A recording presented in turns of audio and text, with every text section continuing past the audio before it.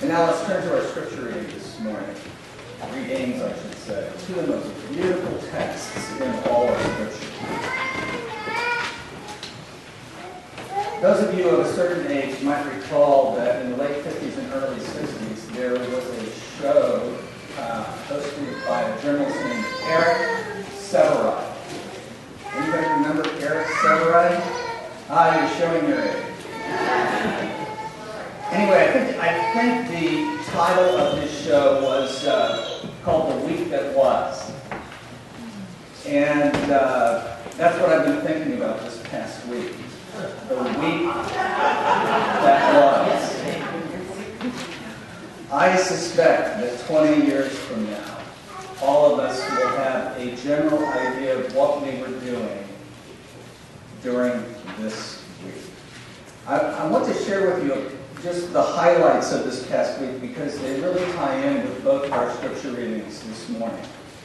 Our Micah text and our Matthew 5 text are both prophetic critiques of the political leadership and the religious leadership of Israel at their respective times. So let's just think of some of these things that have come to pass this past week before we hear the scriptures, because I'm not even going to have to say anything. You're just going to, little light bulbs are going to be going on in your head. We have seen a flurry of executive orders, many of them controversial, banning Muslims and refugees from entering the country from 7 primarily Islamic countries. Some people are calling this bomb and ban. The irony of this is that, on the one hand, the only countries that were listed are ones that our new commander-in-chief does not do business in. And there has not been a fatal attack in the United States by anyone from any of these countries.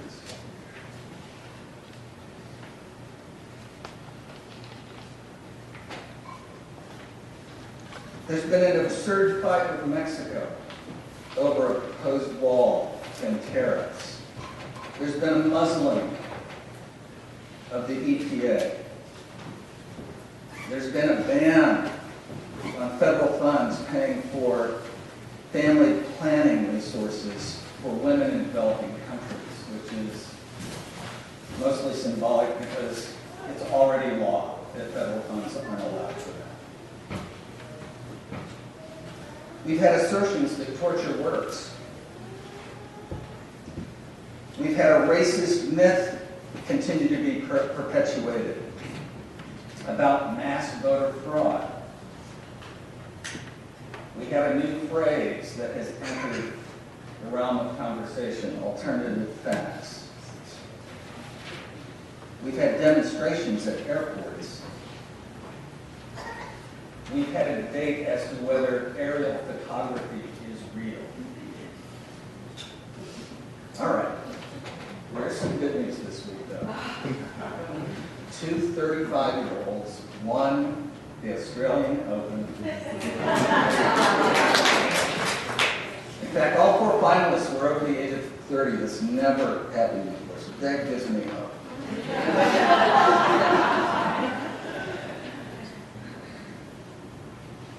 Micah 6. Micah lived in the 8th century. What he has in mind, he's imagining a courtroom scene in which God is the plaintiff, humanity are the defendants, and the jury are the surrounding mountains around Jerusalem.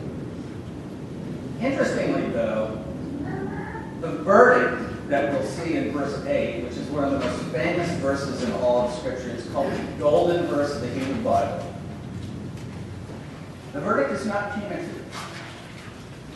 It is grace personified.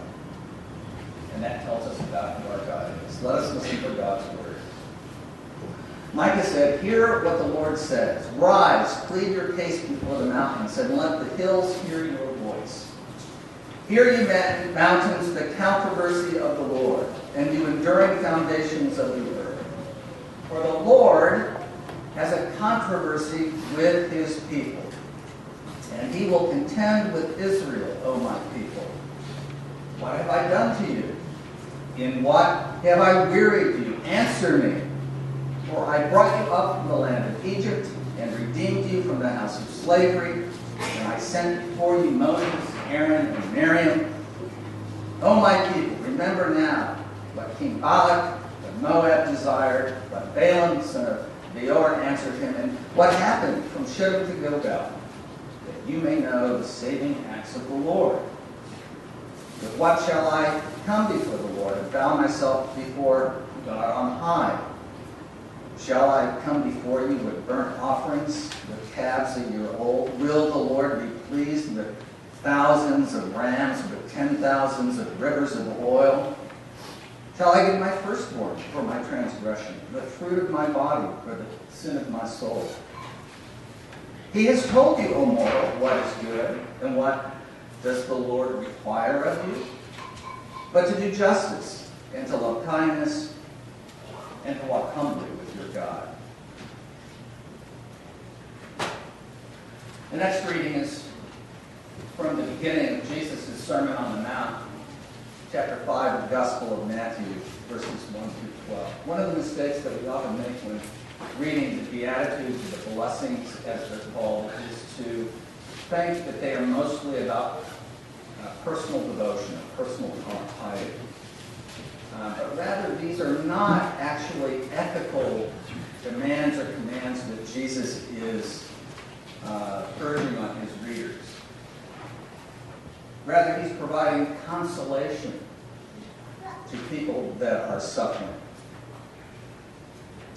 Another way to think about this is that they're kind of like the introduction to this long section of Matthew's Gospel, chapters 5 through 7, which are kind of a collection of Jesus' ethical teaching, what we call the Sermon on the Mount. So let us hear God's word once again and listen to this preamble. When Jesus saw the crowds, he went up the mountains, and after he sat down, he's on a mountain just like Michael was talking about. Important things happen on mountains. His disciples came to him, then he began to speak and taught them, saying, Blessed are the poor in spirit, for theirs is the kingdom of heaven. Blessed are those who mourn, for they will be comforted. Blessed are the meek, for they will inherit the earth. Blessed are those who hunger and thirst for righteousness, for they will be filled. Blessed are the merciful, for they will receive mercy. Blessed are the pure in heart, for they will see God.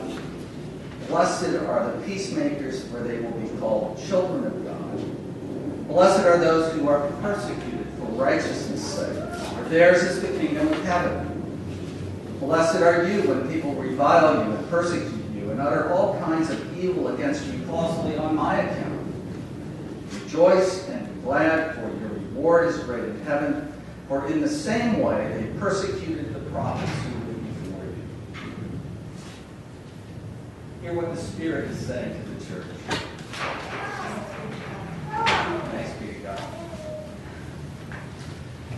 You know, over the course of my ministry, I've had the opportunity off and on to make many pastoral visits to people's homes. And one of the things that I've noticed frequently is that often there is some sort of presentation of the Beatitudes, the blessings that people have on their walls. And you see the blessings, the Beatitudes, in a variety of different ways. Some of them are really beautiful. You know, they were really done with a very high level of artwork. Many of them, though, were very tacky.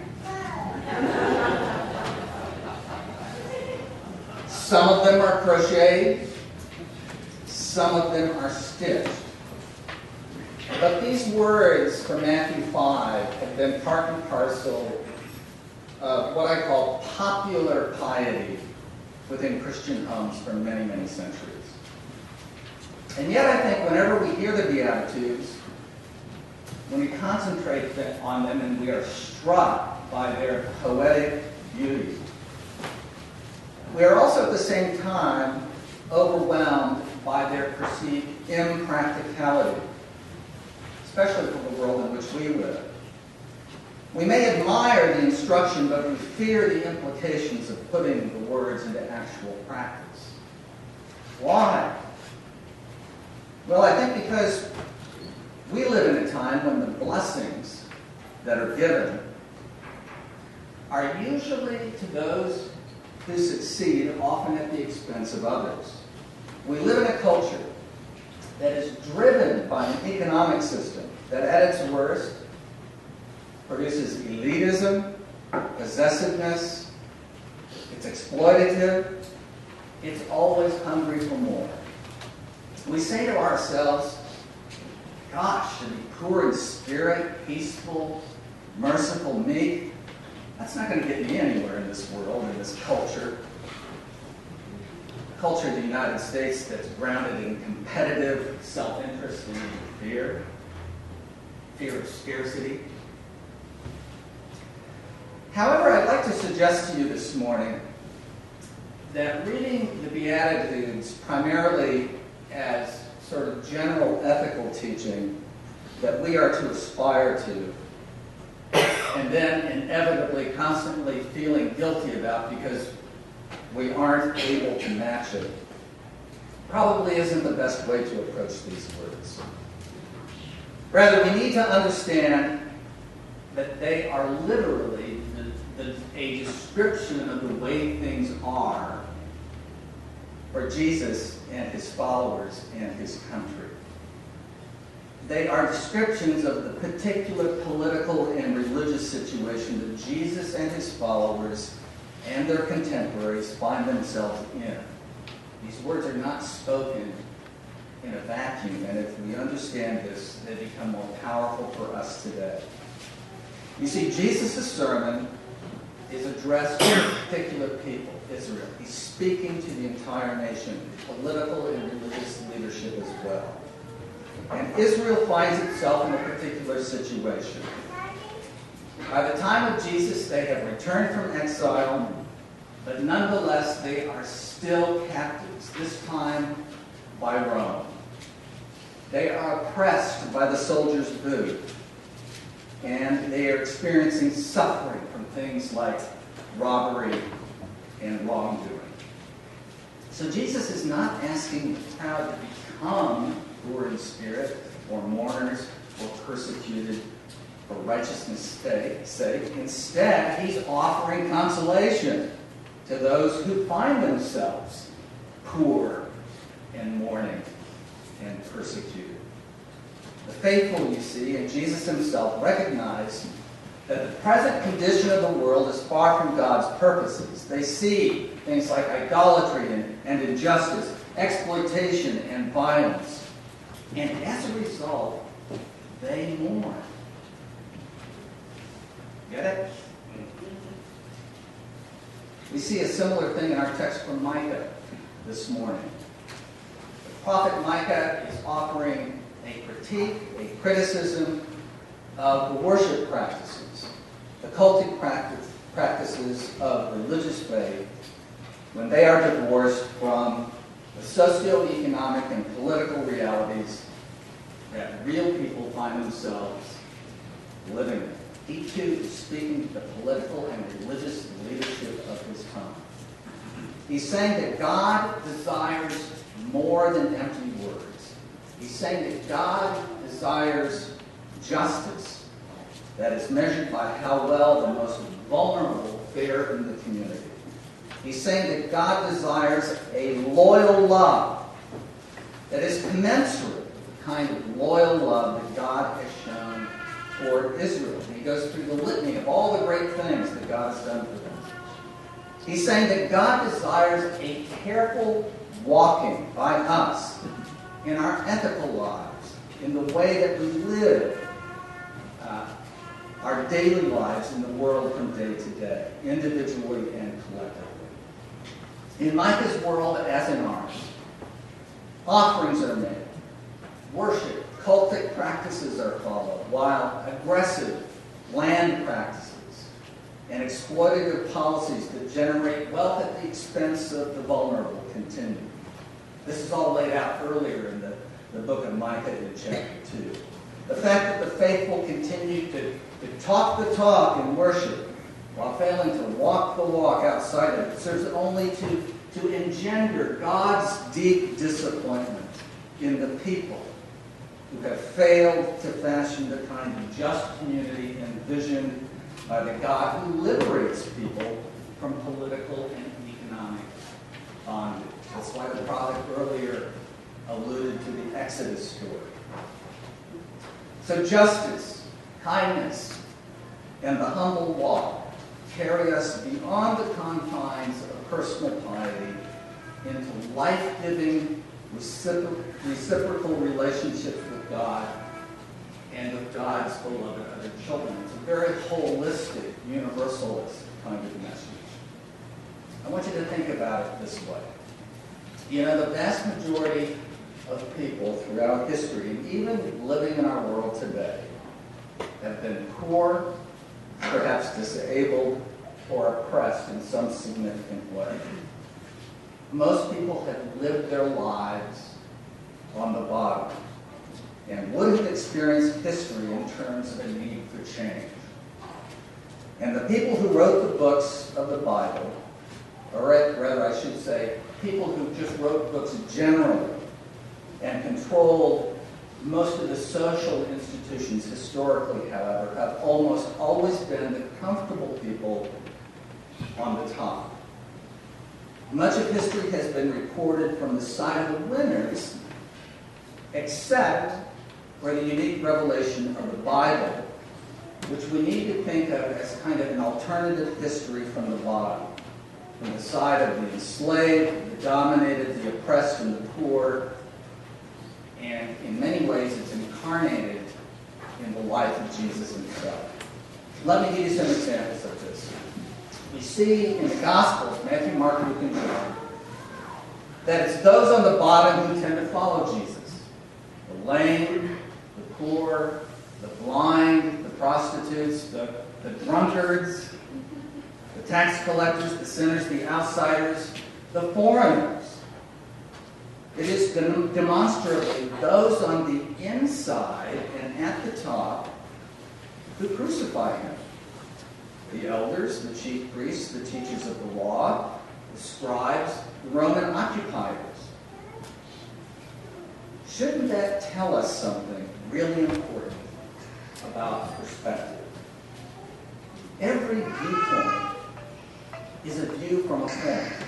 And we need to critique our own perspective if we are to see and follow the truth all the way through. Western Christians, like us, often fail to appreciate this bottom-up perspective because literally for 1,700 years of interpreting the Scriptures from the perspective of the ruling classes has given us a very distorted view of Scripture, and I'm including clergy in that as well, because we have been tied at the hip with the ruling classes in Western societies. The top, which includes the clergy, rather than from the perspective of the marginalized, have interpreted Scripture from a position of privilege, instead of those who first received the gospel message from the bottom with such excitement. This leads, by the way, to what I call kind of a privatized religion. You see it throughout American culture, but other societies as well, in which we only think that the Scriptures have to do with the box that exists around us and doesn't apply to anyone or anything else, but it's actually the exact opposite. Once Christianity became the established religion of the Roman Empire in the early 4th century, we largely stopped reading the Bible from the side of the poor and the oppressed. And this is why recent prophetic witnesses of people like Martin Luther King and Dorothy Day and Bishop Desmond Tutu and Pope Francis are so vitally important because they sought to correct our distorted view of Scripture. They were trying to draw us back into understanding that you need to read Scripture from the bottom. You see, for the first 300 years after Jesus' death, Christians were the oppressed minority. We were rebels living in the catacombs. But by the year 400, Christians had changed places. We moved from the catacombs to the basilicas. And that's when we started reading the Bible, not as subversive literature, but as establishment literature. Once we were in a position of power and privilege, we couldn't read or understand many scriptures. For example, the Sermon on the Mount, which I read to you the introduction this morning, because we had to remain in and maintain our empire. And in this direction, the scriptures give us little support for consolation.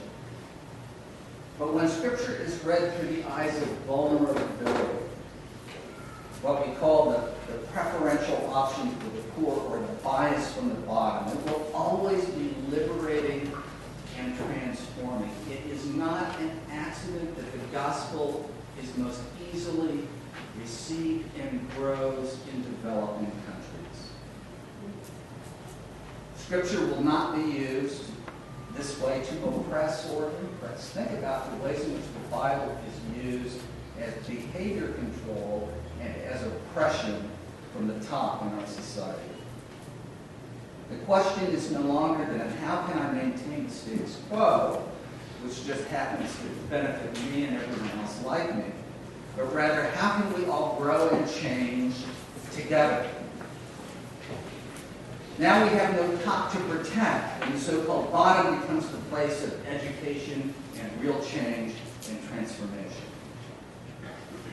The bottom are what Jesus calls the poor in spirit in his opening address, and what Micah calls walking humbly with God exhorts us to understand that we have no privilege to prove or to protect, but much to seek and become.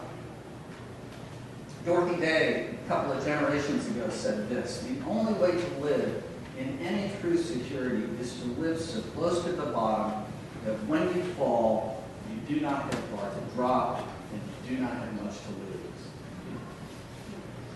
From that place, we can be used as instruments of transformation and liberation for the rest of the world.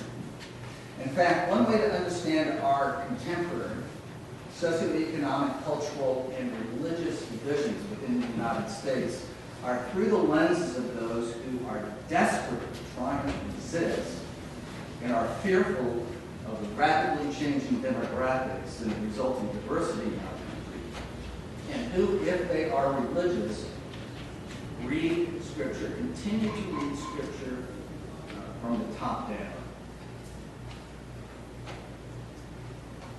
And those who, on the other hand, who embrace and are excited and happy by these changes, and who, if they are religious, read Scripture from the bottom up and read it as liberation. It's a conflict, really, although nobody's really that conscious of it, about maintaining the long-standing privilege of language, mostly white guys like me, while resisting the liberation of everyone else. I'll leave you this morning with the words of a friend of mine, a Presbyterian minister named Magdalena Garcia, who's a hospice chaplain in Chicago. And she has written, just for this week, a contemporary version of the Beatitudes that speak directly to what we've all been experiencing. I think Jesus would approve. These are her words. Happy are those who abandon the politics of division and fanaticism and instead promote policies of unity and tolerance. Happy are those who reject promises of grandeur and conquest and instead promote policies, ways rather of simplicity and cooperation. Happy are those who refuse to be acquiescent and submissive and instead mobilize for nonviolent resistance and peaceful protest. Happy are those who defy alternative facts and clever distortions and instead set forth unequivocal proof and objective analysis. Happy are those who repudiate self-interest and personal gain and instead foster the common good and ethical standards.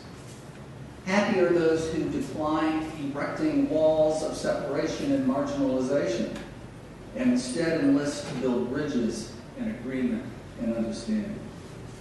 And finally, happy are those who renounce a culture of apathy and disdain, and instead embrace an attitude of empathy and esteem. Friends, these words that I've just shared with you, as well as the words of Jesus and Micah, speak really, in the end, about something called compassion. A compassion that grows with the inner recognition that your neighbor shares your humanity with you. This partnership cuts through all the walls that might have kept us separate from one another, across all barriers of land and language, wealth and poverty, knowledge and ignorance. We are one, created by the same dust, subject to the same laws of nature, destined for the same end. We are distinct, but more importantly, we share that gift of being created in God's image. Thus we belong to each other as family. Compassion requires not walking the same path with a companion, but walking in his or her shoes. And that, my friends, is good news for everyone. It is every the church's gift to the world. Amen.